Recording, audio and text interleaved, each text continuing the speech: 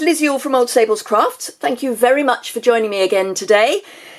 Today I have got a project to share with you that uses some items that are on the last chance list over on my online store. There's a link to that below, and I'll link the specific product below as well. And I thought I would share this really quick project with you. While I'm sorting myself out, do remember that if you want to subscribe, bottom right hand corner is where you can do that. It would be a great help to me if people did subscribe, because it helps with the analytics for YouTube. So my goal at the moment is to get 9,000 subscribers, and it seems that the more I ask, the fewer people are joining as subscribers, and in fact the numbers are going down, which is frightening. Anyway, so I'm using the Pressed Petals Designer Series paper. I should say specialty Designer Series paper. It's this lovely vintage look paper. I don't have very much left because I've used lots of it. It's on a very vanilla background, which is not something we do that often, but it's gorgeous. It's a lighter weight, so it's a very much lighter weight paper. It's great for lining envelopes, but I'm also using this element, which isn't a die cut as such. It's from our laser cut paper, which is also on last chance product list. This is, whoops, sorry, bash the camera, why don't I? This is the sheet that it comes from. So I thought I would start by showing you how to cut this sheet into pieces, because obviously that is something one needs to do. So, with my trimmer, the first cut that I'm going to make is to release these edge pieces. So all I'm going to do is line my paper up so that it is right on. I need to get it straight. Straight would be good, really, wouldn't it? Because it's so fine, it's actually not the easiest thing to line up in your trimmer.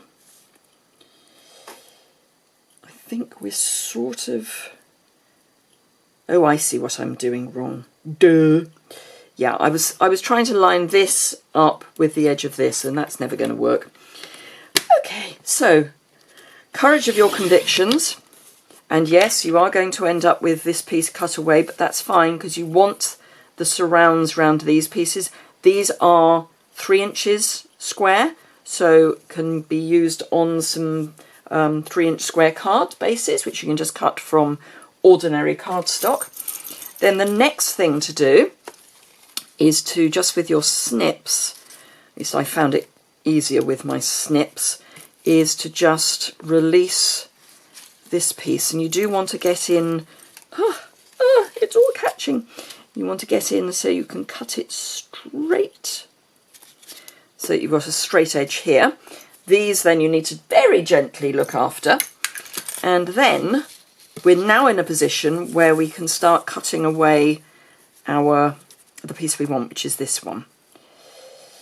So I'm lining it up so that I'm going to have about the same width of frame at the bottom as I've got on the side and the top. And again, you need to have the courage of your convictions on this one.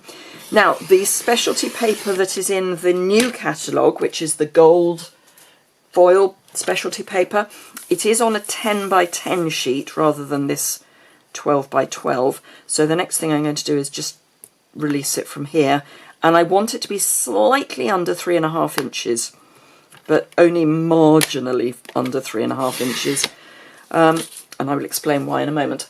So yes, the new paper is actually die cut to release as well as just die cut, so all you have to do is push the pieces out, which is magic. Now, the reason I wanted this slightly under 3.5 inches is because I'm using one of our very vanilla note cards, which come in a pack with note cards and envelopes. And these are 3.5 by 5 inches. This is 3.5 by 5 inches. It's almost like I planned it. I am going to back this with another piece of designer series paper from the same pack. It's the reverse, so it's the kind of canvas burlap piece that's on the reverse of these leaves, and I'm going to stick it down with snail. I don't want that piece there, I want this piece here. And I'm going to use my silicone mat so that my snail only sticks to the bit that I want it to stick to. So I'm just going to run my snail round the edge of the die cut, being as careful as I can, because it will then only stick to the card rather than to anything else. It means you won't end up with a sort of strip of adhesive flying in the breeze. Ooh. Last side.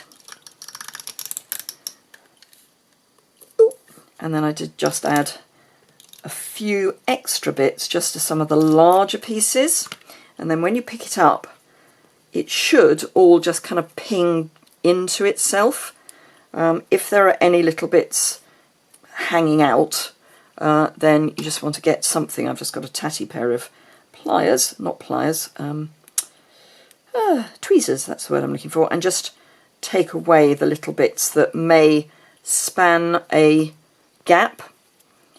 So there, for example, it's not the end of the world if you don't find them all. But they're likely to be in places which are close together.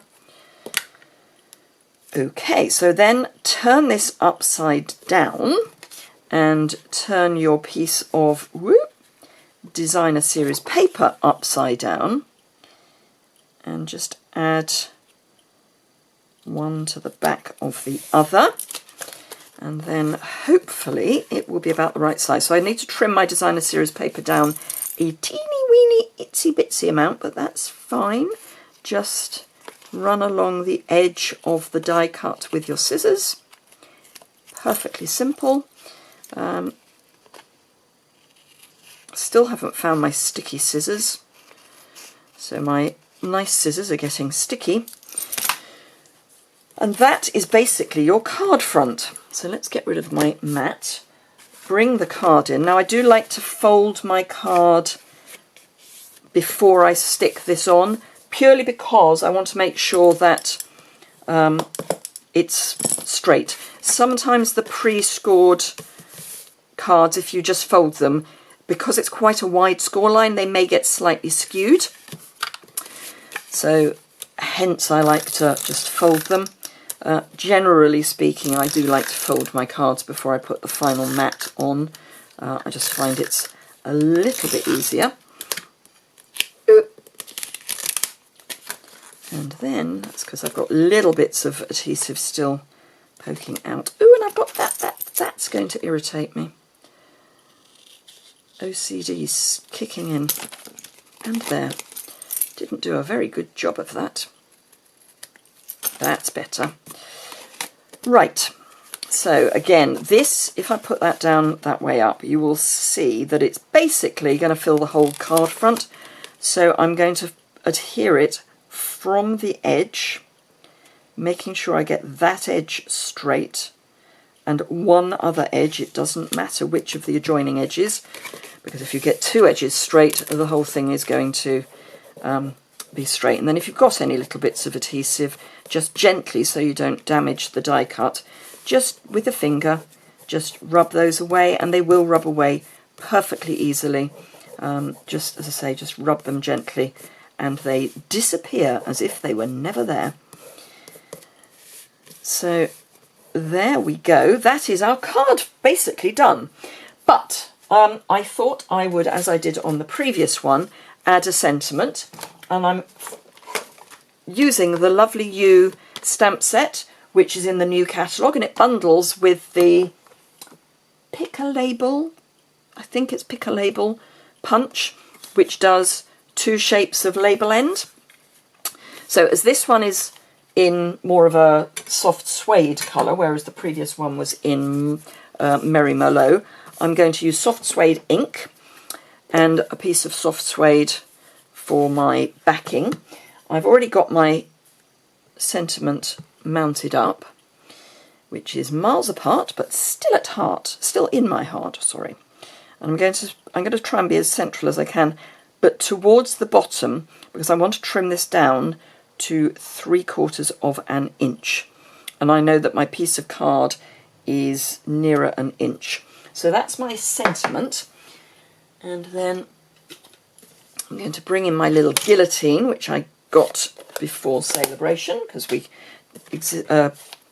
demos could get this as a pre-order for Celebration. And then I'm just going to, I'm hoping it might come available again, but who knows. And then with the courage of my convictions, trim that down to 3/4 of an inch.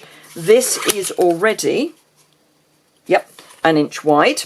It's shorter than this piece, but that's fine, because what I'm going to do is, actually I'll go from this end first, I'm just going to trim that down a wee bit, come in with my punch, and there are tracks for 1/2 an inch, 3/4 of an inch and an inch. I'm actually going to turn it over. I like to just check that everything is central before I punch, particularly when you get into smaller pieces. So that's perfect. So I just need, oops, I need to come a little bit further out, because we are going to have a bit of waste, and then go back in, turn over, make sure we're square, which we're not quite. Now we're not quite the other way. Yep. Punch. And that is our label ready to go, but of course we want to back it. Yep, should be about the right length.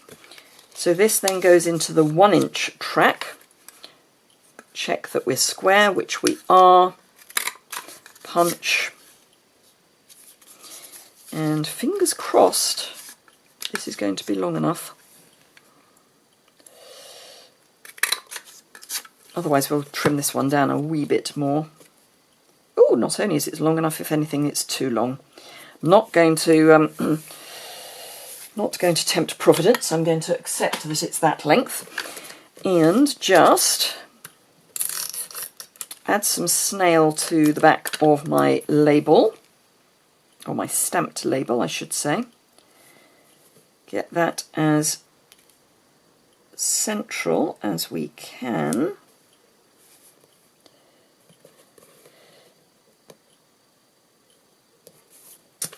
And then grab some dimensionals, and then we can pop that on the front of our card, and then we're almost done.